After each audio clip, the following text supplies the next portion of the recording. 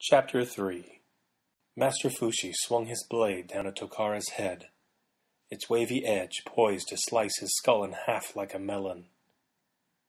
It took all of Tokara's effort to deflect the strike, and every bit of concentration to keep from flinching. The bronze weapon in his hands rattled against the snake-like blade of Fushi's steel, quivering upon the recoil. "Am I tiring you, boy?" Fushi taunted. "Are you starting to feel weak?" This was Master Fushi's tactic, to spark Tokara's anger and test his mettle. This wasn't the first time he had put him through this exercise.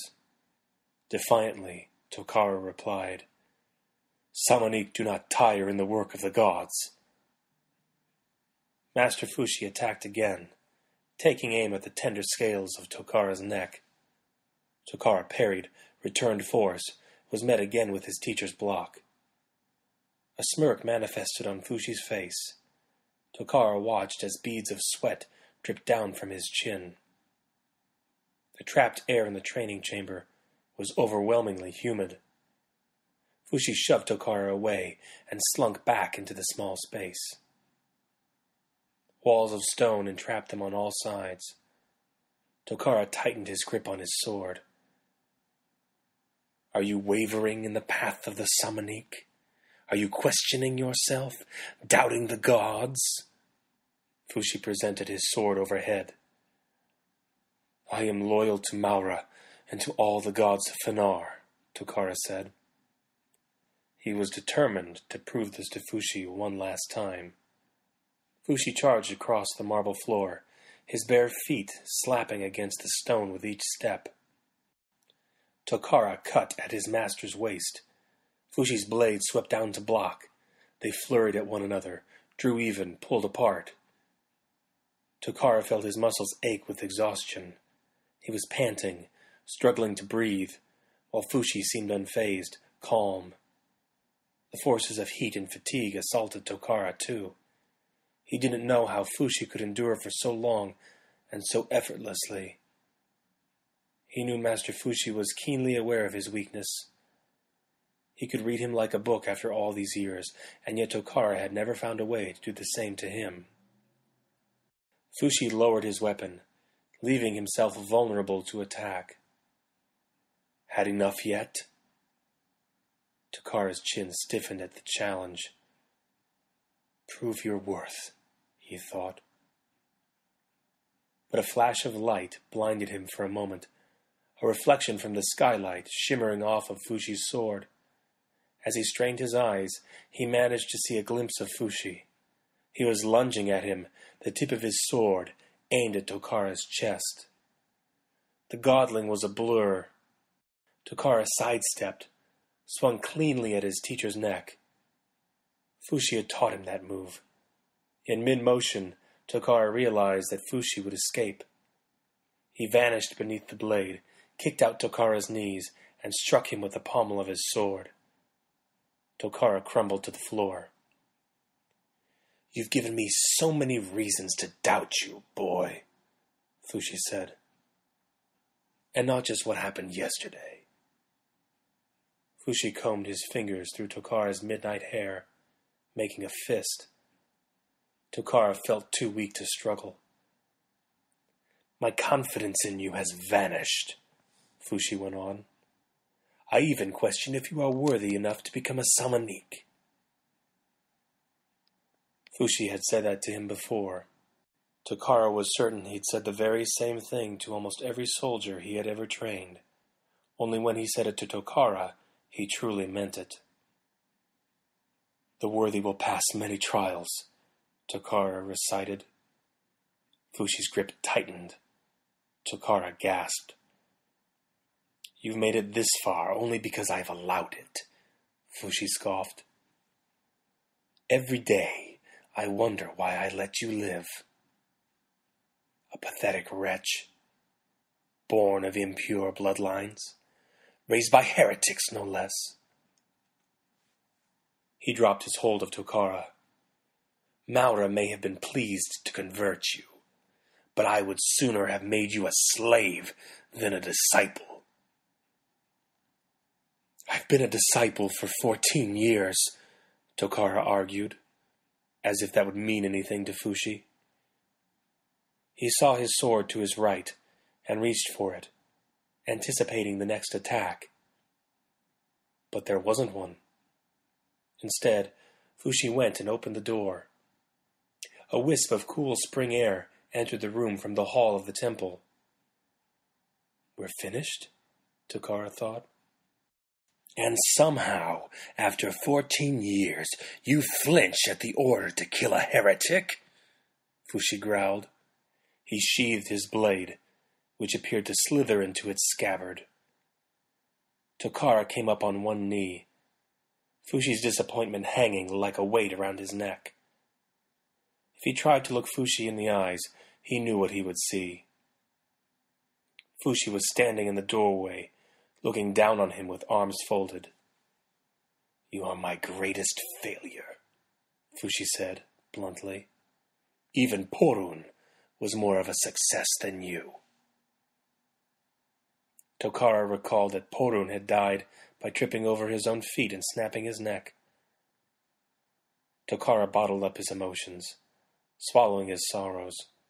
He wished that Fushi didn't mean those words to be so piercing. As harsh as they felt, it was what was coming next that Tokara dreaded. You shall not be commissioned, not as an officer or a soldier, nor a watchman or even an errand boy. It would be my own failure if I allowed that to happen. Maura agrees. Tokara had expected as such. He came to his feet with great effort, sheathed his sword. Then what will become of me? The words barely escaped his throat as he choked back tears. I don't know, Fushi said, coldly. I'm not staying to find out. The boats have arrived at the harbor today to take the commission across the sea. I will go with them to Chushidon. Tokara was surprised. For a moment, he forgot what had just happened. Maura's feast is in 2 days. You're leaving now? I must. Kyoto is a day's ride at best.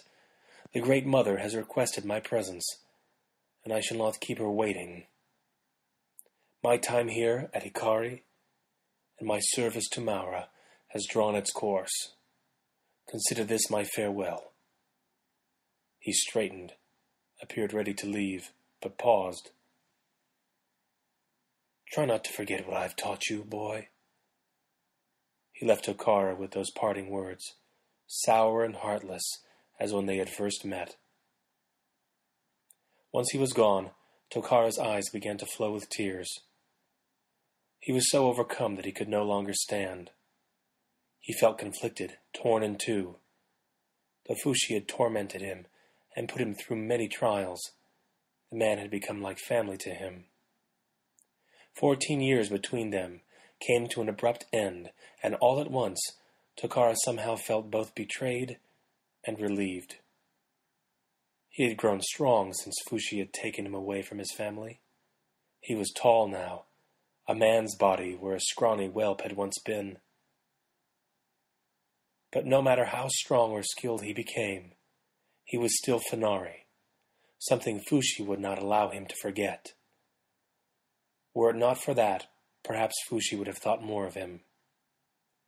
While his sleeve was wet with tears, he found his mouth dry. I need water, he said to himself. He knew the temple apothecary, Charlize, would have what he needed. Her quarters were in the opposite wing of Hikari. He hobbled his way through the vaulted halls, past training rooms that sat empty, and guards that looked curiously at him. His fellow Samanique had already set off to their duties, and he was the only one of his class still here. He hadn't even gotten the chance to wish Jinsu good luck before he left. When he arrived at the apothecary's door, he knocked 3 times. Charlize answered the door. She was Fenari, like him, with emerald scales and bright orange hair that she kept back in a braid, tied with a string. She had an elegant figure, statuesque and curvy. She wore simple garments of brown linen, becoming of her kind demeanor.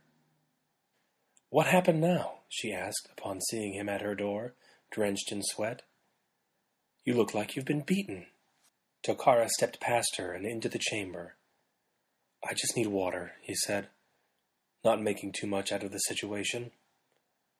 Charlize made him sit down. "Let me have a look at you."